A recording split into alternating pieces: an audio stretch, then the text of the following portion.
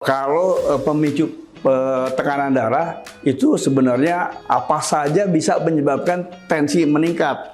Genetik, ya. Yang kedua, pola makan. Orang yang biasanya makan enak, gurih, sedap, itu pasti tekanan darahnya akan cepat meningkat. Nah, yang ketiga, nilai garam. Kita tahu, kalau apa saja makanan tanpa garam itu kan tidak sedap. Padahal kita tahu garam adalah penyebab utama. Penyebab utama terjadinya hipertensi.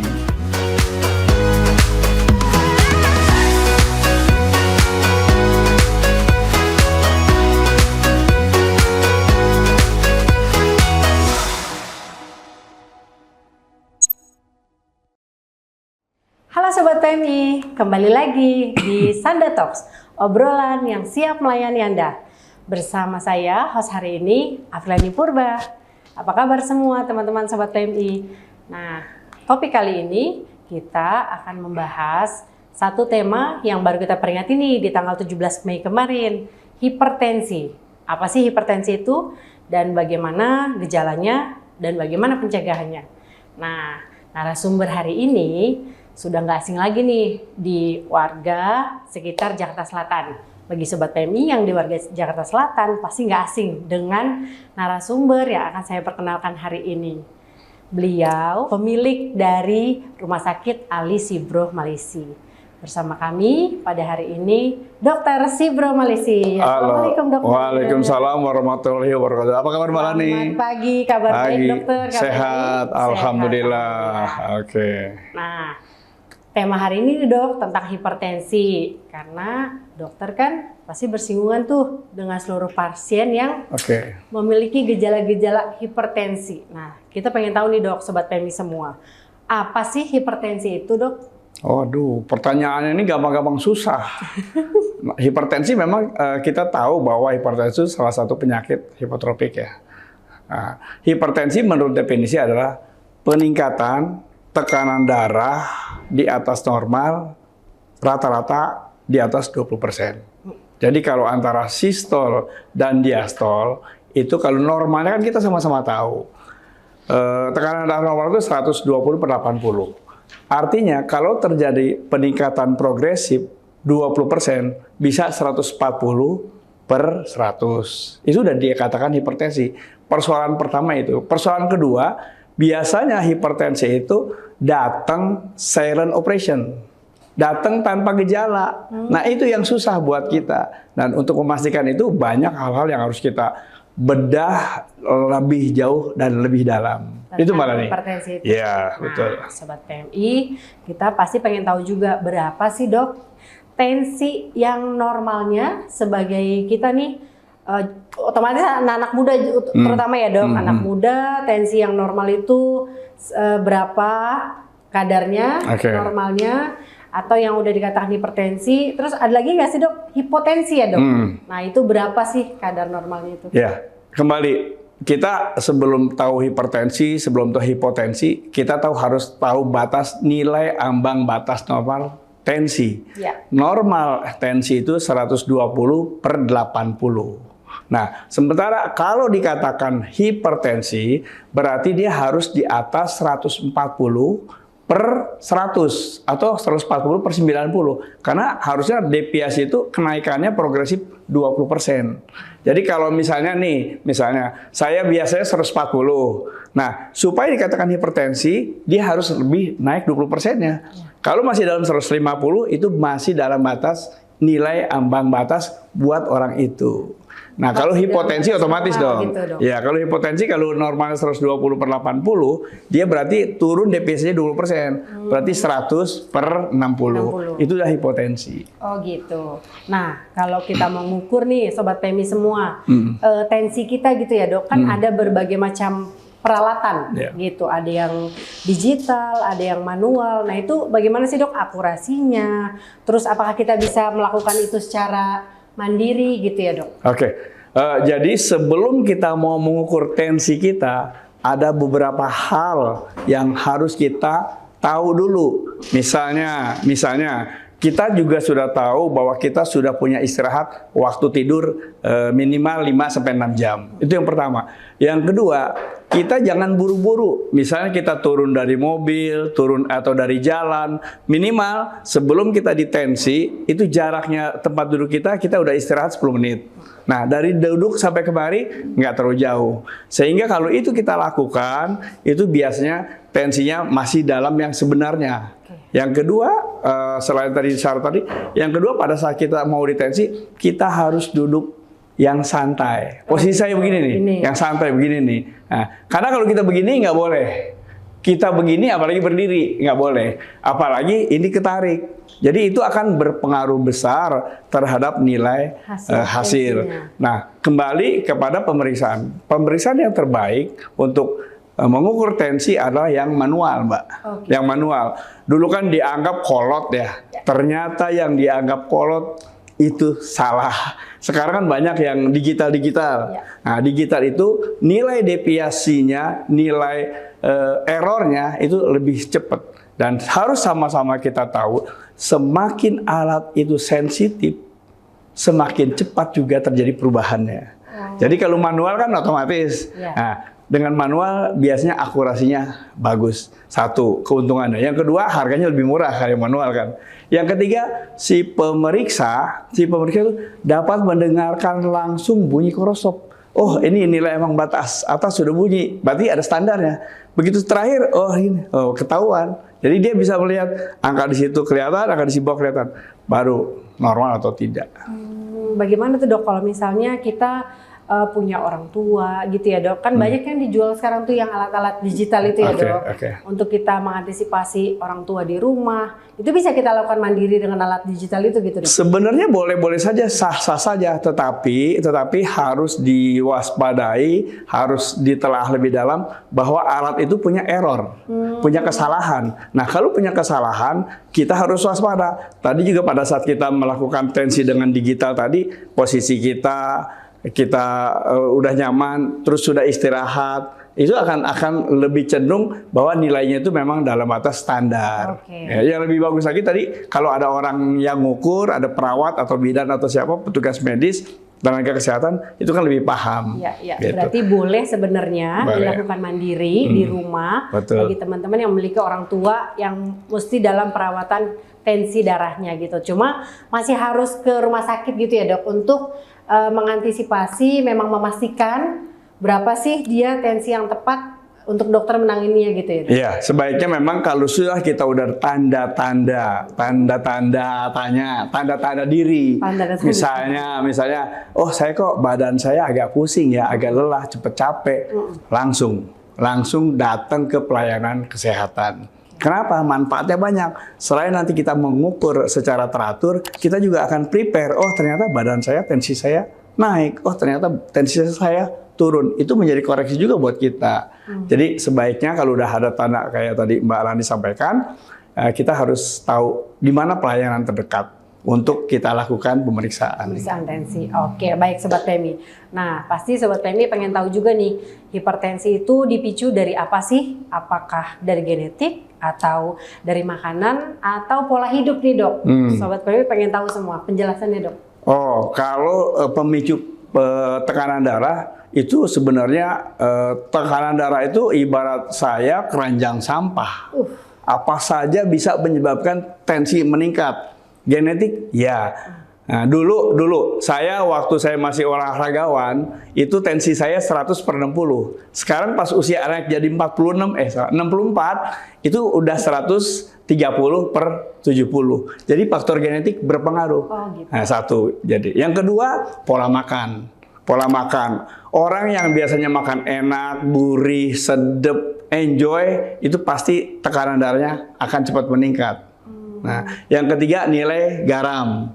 Kalau kadarnya, kita tahu kalau apa saja makanan tanpa garam itu kan tidak sedap. Padahal kita tahu garam adalah penyebab utama terjadinya hipertensi. Nah, belum lagi habit, kebiasaan, lifestyle ya kalau bahasa Betawi ya. Betul, lifestyle bahasa Betawi ya. Bahasa Betawinya lifestyle ya, betul. Jadi itu akan berpengaruh, berdampak besar kepada nilai-nilai hipertensi tadi. Jadi angka itu akan cenderung naik. Tadi dokter Sibro udah spill nih usianya dokter yang awet muda. Nah, kita pasti percaya kan dengan usia 40 tahun. Nah, 46 tahun nih. Tadi kan dokter spill. Bagaimana sih dokter menjaga sebagai profesi dokter, sebagai juga ya orang tua, tapi kita masih tetap melihat awet mudanya dokter gitu ya, menjaga makanan sama pola hidup dokter itu bisa kasih tips and trick bagi sobat PMI semua nggak dok? Ntar dulu, saya jawab tadi udah mulut agak kering Mbak Lani. Saya mau minum dulu. Oke. Wah, sama Mbak Lani itu disiapin air putih ternyata. Wah. Nah, air putih ini aman. Aman karena tidak mengandung hal-hal lain. Siap. Coba kalau mohon maaf kalau dikasih kopi kan akan meningkatkan tensi. Wah, kalau saya teh manis nih kayaknya. Kalau teh manis kan banyak sebenarnya salah juga, banyak udah manis pakai teh manis malah jadi adem kali ya. Salah ya. Jadi ini betul. Makasih Mbak Lani sudah menyiapkan air putih buat kita. Itu kebiasaan yang harus kita lakukan setiap saat, setiap waktu, setiap hari, setiap kita haus. Bahkan cenderung supaya kita aman, nyaman, baik terhadap konsentrasi cairan, itu jangan nunggu haus untuk minum. Nah, kita kan kewajiban untuk minum per hari itu berapa? 1 sampai 2 liter dong. Wih, terbalik 3 liter per hari. Wow. Kalau saya. Oh, pantesan dokter awet muda loh sobat PMI, ya kan? Udah nggak diragukan kan? Kebiasaan dokter Sibro sama pola hidup dokter Sibro pasti sobat PMI harus ngikutin ya. Air putih. Air putih, ya betul. 3 liter ya dok. Gitu. Untuk menjaga keseimbangan cairan dan kadar tensi di dalam tubuh kita juga. Orang boleh saja ngopi. Ya. Bukan saya penentang, saya pengopi berat. Ya. Tetapi harus tahu aturan. Nah, ngopi mungkin cukup pagi saja atau sebelum istirahat, sebelum malam, sebelum tidur. Itu bagus. Yang paling bagus memang buat saya kopi pahit. Jadi kopi pahit itu selain kafeinnya juga bagus buat meningkatkan nilai-nilai yang lain. Nah, itu juga akan berdampak bagus buat fungsi jantung. Amin, amin. Mantap nih, pantesan dokter Sibro selalu terlihat awet muda sobat PMI. Nah, kita pengen tahu lagi nih, apakah hipertensi bisa dikatakan sebagai pengancam nyawa kita gitu dok? Oh, kalau hipertensi. Jadi yang namanya penyakit sekecil apapun buat kita, buat orang umum, bahkan buat pelayanan kesehatan atau tim medis, jangan disepelekan, apalagi yang namanya hipertensi. Jadi kalau boleh saya katakan, saya nggak pernah melakukan hal-hal yang luput dari yang kecil. Contoh, kurap, kudis, kutil misalnya. Jangan. Walaupun itu kelihatannya kecil, tapi akan berdampak kepada yang besar. Apalagi hipertensi, yang memang sudah dikatakan bahwa hipertensi ini adalah penyakit terbanyak juga. Oh gitu. Ya, artinya kan orang hampir semua rata-rata hipertensi kan terbanyak juga. Nah, sementara kalau dia hipertensi, dampaknya kepada tubuh kita akan sangat kurang bagus dan bisa menyebabkan kematian. Belum terjadi stroke, belum terjadi lain. Nah, untuk mencegah itu ya tidak. Kita harus merubah lifestyle kita, kehidupan kita. Ya, jadi sobat PMI harus benar-benar menjaga tekanan darah kita, pola hidup kita, bagaimana sih supaya tidak terjadi hipertensi. Nah, bagaimana nih cara mencegahnya nih dokter? Tadi kan sudah tuh lifestyle, kira-kira dari segi medisnya, dokter apa yang mesti kita sampaikan kepada sobat PMI semua mencegah hipertensi itu? Ya, kalau pencegahan hipertensi sih sebenarnya bisa kita lakukan. Semua penyakit bisa kita upayakan, bisa kita melakukan setiap penyakit ya, apakah itu promotif, apakah itu preventif maupun kuratif. Nah, tentu kita harus tahu dulu nih dari promosinya seperti apa, dari preventifnya seperti apa, dari kuratifnya seperti apa. Jadi kita harus pilih di mana fase-fase ini harus kita upayakan. Nah, pencegahan yang paling baik adalah pertama, gunakan pikiran kita, hati kita, jiwa kita, tangan kita, segala macam hal-hal yang positif. Karena dengan hal yang positif, pikiran kita kan enjoy, mempengaruhi semuanya. Satu, yang kedua, sikap perilaku makanan. Nah, makanan kita usahakan makan makanan yang baik. Mohon maaf kalau di kita ini memakan makanan yang baik itu kan berpengaruh dampak kepada jiwa kita. Nah, kalau jiwanya berpengaruh, otomatis darahnya akan berpengaruh gitu. Gitu. Apalagi Jadi dari penjelasan dokter dari pikiran dulu. Pikiran tenang. Pikiran tenang. Insya Allah semuanya aman, nyaman.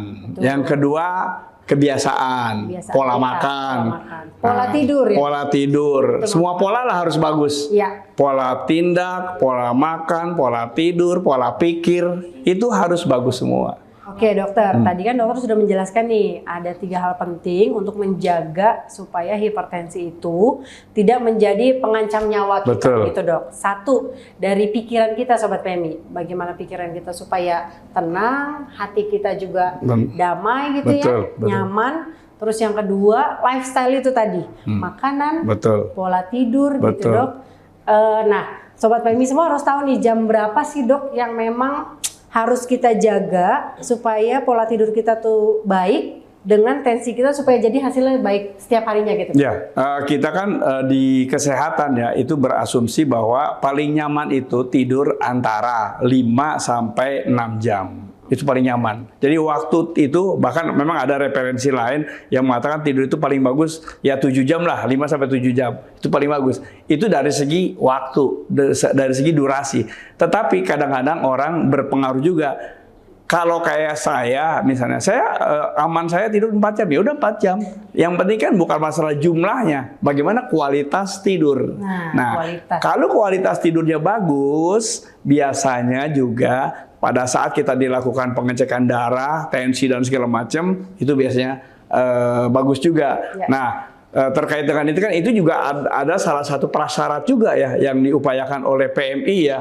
PMI itu kalau nggak salah ada nilai ambang batas tidur. Nah, karena itu akan berpengaruh kepada minimal tidur. Iya, minimal tidur, nilai ambang batas minimal tidur. Nah, itu kan berpengaruh kepada pada saat dia nanti diambil tekanan darahnya. Oh gitu, pada saat dia mau donor, dia pasti akan dicek terlebih dahulu tensinya gitu. Iya, berapa sih, udah berapa lama tidurnya gitu kan. Nah, dari situ nanti misalnya oke dalam batas ambang normal tadi yang dokter jelasin, baru dia diperbolehkan donor gitu. Betul.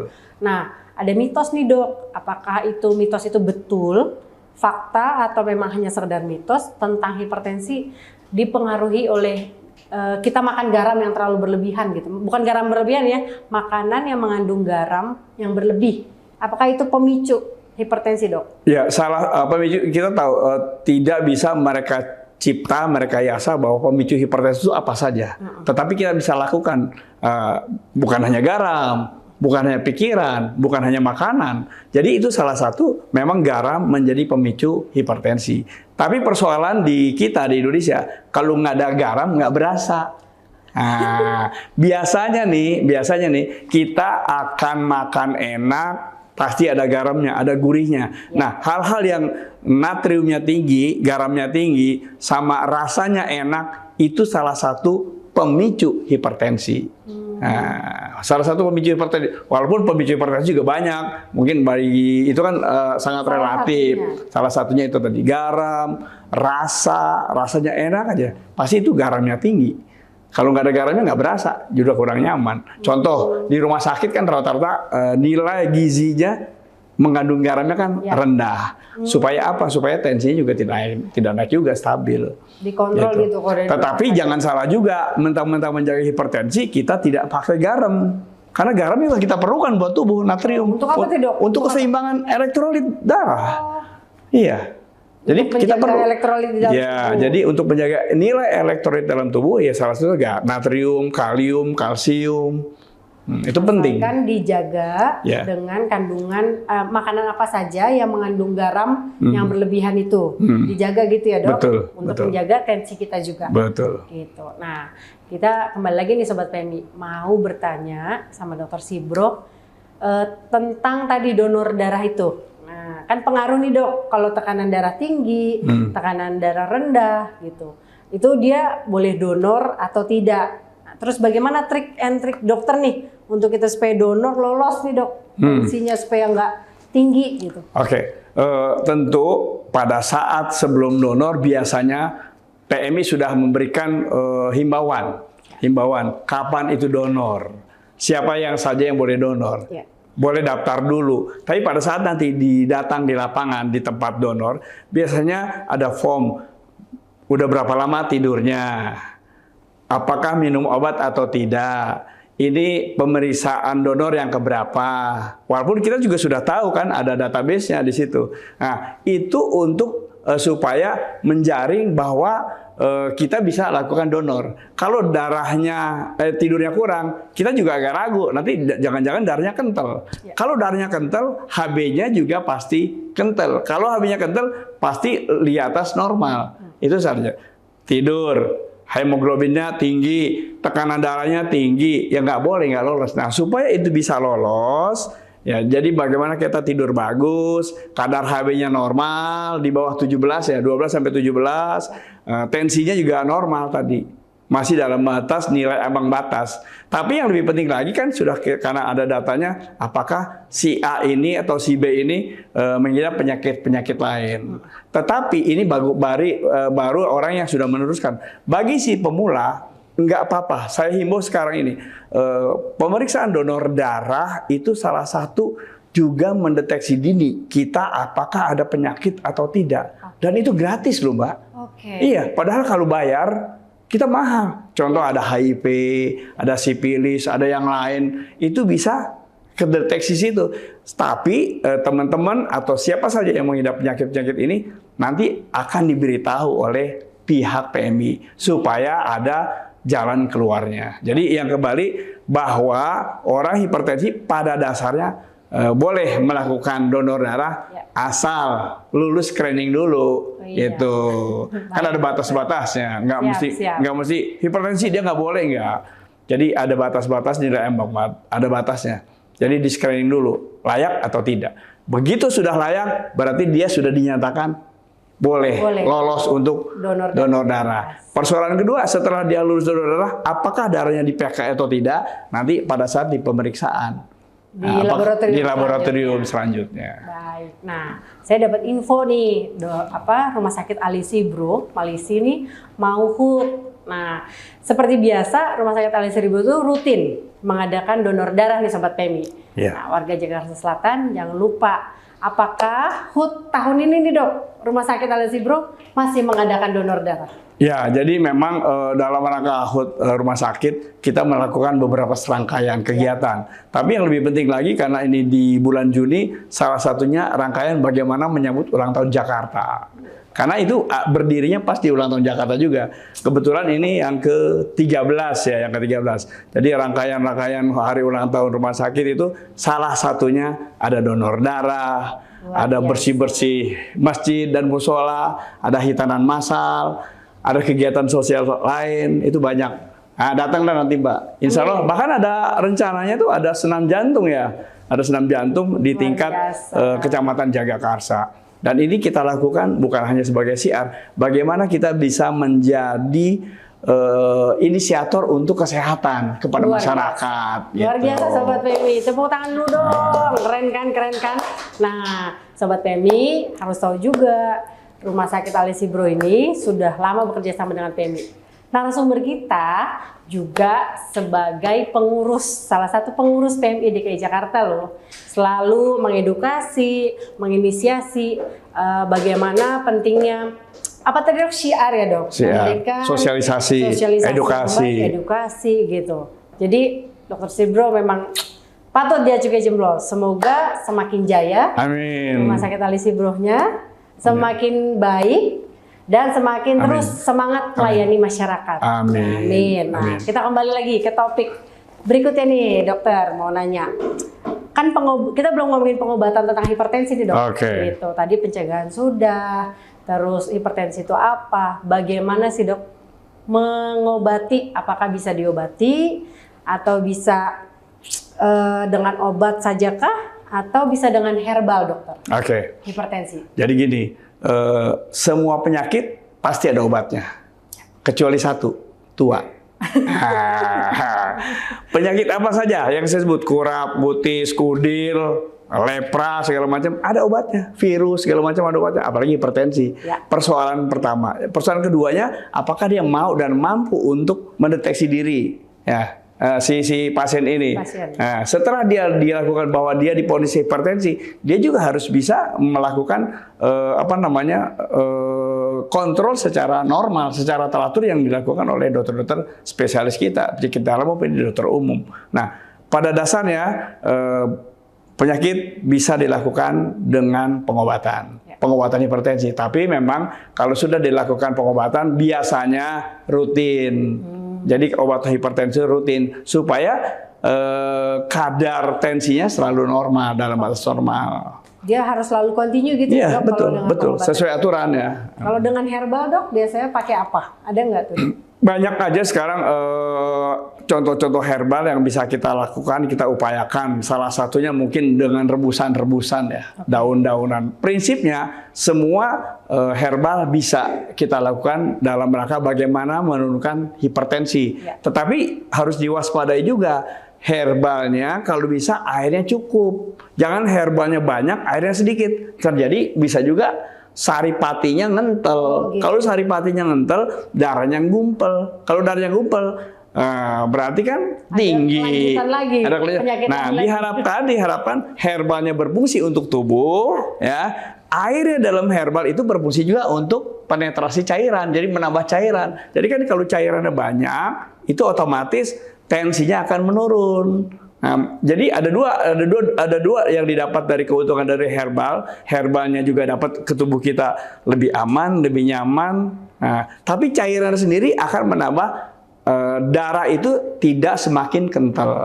Jadi banyak manfaatnya. Baik. Nah, jadi kita nggak usah dikotomi lah. Wah, ini bagus, ini enggak. Semuanya ada manfaatnya. Allah menciptakan sesuatu itu pasti ada manfaatnya. Betul. Asal sesuatu yang kita lakukan jangan berlebihan. Jangan berlebihan. Segala sesuatu yang lebih itu memang ada efek-efek. Enggak, memang ada Al-Quran ya. Kulu wasrobu 100.000.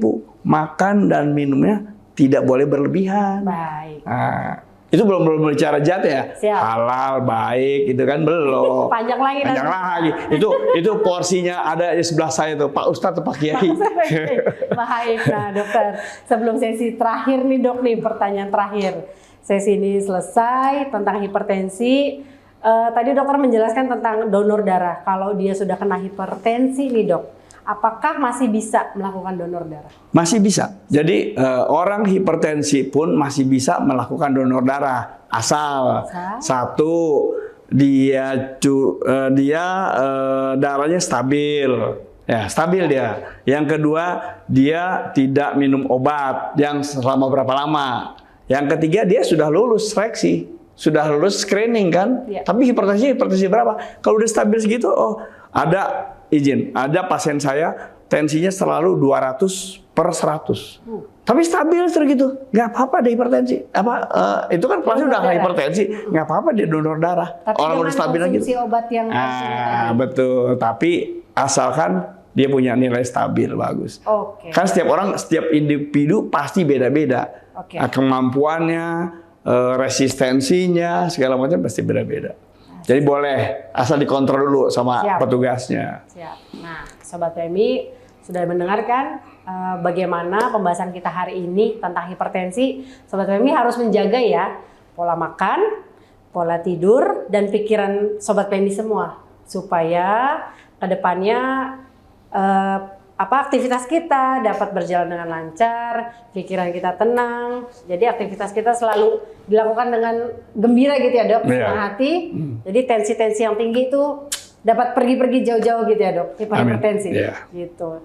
Nah, sebelum menutup sesi kali ini gitu dok, boleh sampaikan pesan dan kesan kepada masyarakat, khususnya warga Jakarta Selatan, boleh dok? Kan dokter sudah familiar sekali di Jakarta Selatan ini, saya dengar. Nah, yang pertama tadi tuh bahwa husnuzon itu penting. Baik. Jangan ada salah persepsi diri. Jadi kalau udah kita husnuzon, insya Allah aman. Oh, saya mau ketemu sama ini. Jangan-jangan dia punya. Nah, kalau dia jangan-jangan, itu pasti tensi naik itu. Waduh. Satu. Ya, siap. Nah, yang kedua, kita harus bisa memilah dan memilih makanan yang terbaik kita apa. Dan setiap orang beda-beda. Nah, olahraga kita apa? Ya. Jadi makanan kita apa, olahraga kita apa, kapan kita bisa tidur, kapan kita bisa berinteraksi, kapan kita bisa bekerja. Siap. Nah, kalau kita sudah tahu pola itu tuh, lima-limanya, ya, oh saya jam segini tidur, oh jam segini nonton, jam segini istirahat. Nah, persoalan kedua kan sekarang kita pengaruh pada ini juga. Wih, media sosial. Media sosial. Ya. Di media sosial begitu ada hal-hal yang jelek saja muncul, otomatis itu tensinya akan tek tek tek tek tek naik. Nah, makanya kalau bisa sih jauh-jauhin aja lah yang begini. Apalagi para pekerja PMI, jangan sampai pakai ginian. Kan lah untuk kerja. Ya, Sobat PMI, pembahasan hari ini udah mau berakhir nih. Nah, ada pesan dan kesan nggak dari Dokter Sibro bagi Sobat PMI semua untuk menjaga hipertensi itu, Dok? Ya, kita ada dua pesan saya utama. Yang pertama, dalam menjaga bagaimana supaya kita terhindar dari hipertensi, kalau sudah ada gejala maupun tidak ada gejala, rajin cek. Cek tekanan darah kita ke PMI, ke puskesmas, ke rumah sakit, silakan. Pokoknya yang ada fasilitas pelayanan kesehatan yang memadai. Itu satu. Karena dari situ kita nggak usah, kan tadi saya udah bilang kalau hipertensi itu silent operation. Ya. Gejalanya kadang-kadang nggak muncul. Nah, kalau udah terasa pusing, agak berat badan, langsung ke tensi, cek berapa. Nah, yang kedua, kita harus cerdik. Cek kesehatan secara rutin, berkala. Ya. Yang kedua, E-nya, enyahkan rokok. Jadi bukan berarti kita nggak boleh rokok, memang nggak boleh. Ada rokok, enyahkan, apalagi dipegang, itu nggak. Jadi enyahkan rokok. Yang E habis C, E, R. R-nya adalah apa tadi ya saya bilang? Rajin beraktivitas, berolahraga secara rutin. Baik. Nah, habis C, E, R. D. Sekarang D. Diet yang baik. Hindari garam, hindari makanan berlebihan, segala macam. Itu. Habis I, istirahat yang cukup. Kita kan tadi udah bilang istirahat cukup minimal 5 sampai 6 jam per hari. Nah, baru K terakhir kelola stres. Setiap orang pasti ada masalahnya, tapi bagaimana bisa menyelesaikan masalah tersebut supaya kita aman, nyaman. Artinya kita mengelola diri kita, jangan sampai stres. Gitu. Itu saja mungkin dari saya. Mudah-mudahan ada manfaatnya. Saya Sibro Manisi dari owner Rumah Sakit Ali Sibro Manisi, dan alhamdulillah juga saya masih dipercaya di PMI Provinsi DKI Jakarta Ketua Bidang Pelayanan Kesehatan dan Sosial. Itu malah nih. Jadi kalau ada yang kurang dari saya, kalau yang baik-baik ya tentunya dari Allah Subhanahu wa taala. Amin. Mudah-mudahan manfaatnya. Ya, jadi itu Sobat PMI, tips and trick dari Dokter Sibro Malisi yang sudah memberikan pengetahuan, sudah memberikan ilmu buat kita nih untuk menjaga tekanan darah kita supaya tidak hipertensi maupun hipotensi. Oke, Sobat PMI semua, jangan lupa follow sosial media PMI DKI Jakarta dan nonton YouTube kita ya, pembahasan tentang hipertensi ini di PMI DKI Jakarta. Oke, Dokter. Oke, terima kasih. Terima kasih Mbak Lani semuanya. Sehat selalu. Amin, amin. Sehat. Semoga makin sehat. Amin semuanya. Rumah Sakit Ali Seribu makin berjaya. Amin. PMI DKI juga makin melayani masyarakat kembali dengan senang hati. Amin. Sampai jumpa Sobat PMI semua. Nah, makasih.